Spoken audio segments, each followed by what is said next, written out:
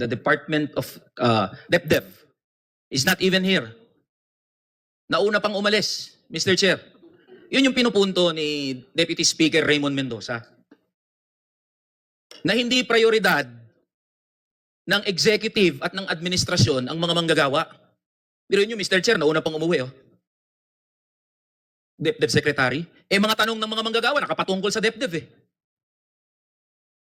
Also, Mr. Chair, let it be put on record na nauna rin umuwi. Ngayon lang nagpakita si Secretary Go. Ngayon lang nagpakita pero naunang umuwi. Lagi nga natin nakikita sa mga committee hearings, Mr. Chair, si Yusek Adriano. Dapat may promote na nga si Secretary Adriano. Si Yusek Adriano. Ang punto lang dito, Mr. Chair, nag-prepare kami ng mga tanong na naka-address sa DepDev, sa economic managers, lalong-lalo na sa DepDev, dahil yan ang lead agency na nakatoka na magbigay ng mga rekomendasyon patungkol sa national economic policy natin. At wala sa current national economic policy, wala ni isang statement, Mr. Chair. Walang kahit anong policy recommendation, walang kahit anong policy statement, walang kahit anong intervention sa mga wage earners natin, particularly minimum wage and middle income earners. Pinagmamalaki ng executive at ng administrasyon, nagbibigay sila ng ayuda. Pero hindi lahat ay nabibigyan ng ayuda. Nagpapasalamat ang mga transportation workers na nabibigyan sila ng ayuda. Pero hindi lahat ng transportation workers nabibigyan ng ayuda. Pero anong tindig ng administrasyon sa mga manggagawang minimum wage earners at sa mga middle income earners? Naiwan sa kangkungan. Walang intervention ang gobyerno. Walang kahit anong pronouncement ang administrasyon. Natulungan man lang ang mga minimum wage earners. Malaking problema to, Mr. Chair. Dahil tayo, handa tayo, kahit abutin pa tayo ng madaling araw dito, okay lang sa amin. Nananawagan nga kami ng TUCP, magkaroon tayo ng emergency session eh. Para lang mapag-usapan yung sahod ng mga manggagawa. Tapos anong maabutan natin? Mga sekretary mismo na unang umuwi. Anong mensahe pinaparating yan sa mga manggagawa? Na kahit nasa gitna tayo ng krisis, nasa gitna ng pagdurusa ang mga manggagawa at ordinaryong Pilipino, nasaan ang mga sekretary natin? Anong pronouncement ng gobyerno sa mga wage earners natin? Wala tayong marinig. And this is exactly the platform, Mr. Chair. Pasensyoso ang mga manggagawa. Maintindihin ang mga manggagawa. Nag-antay nga kami hanggang ganitong oras eh. Para lang makausap yung mga economic managers natin na alam ng labor movement na nangunguna rin na humaharang sa any wage increase.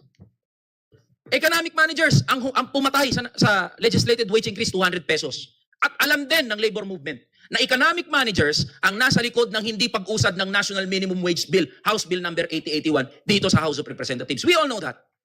And this is the platform, the right platform, Mr. Chair, for us to talk with them and implore them. Now, sana man lang mapag-usapan natin yung sahod ng mga manggagawa. Sa Uplift Committee, walang dole. Nakailang committee hearings na, ang binabanggit palagi, puro ayuda. Pinagsisigawan na ng mga manggagawa, itaas nyo yung sahod. Bibigyan nyo yung mga manggagawa, 1,500 na ayuda. Anong klaseng pambabastos yan, Mr. Chair? Parang namamalimos yung mga manggagawa. 1,500, 3,000 pesos na ayuda. Magkano yan? Arawan. Kung bibigyan nyo ng ayuda mga manggagawa ng 1,500, ang kahulugan niyan, 50 pesos per day. Tanungin to kahit sino. Dito, sa bulwagang ito, may mabubuhay ng 50 pesos kada araw?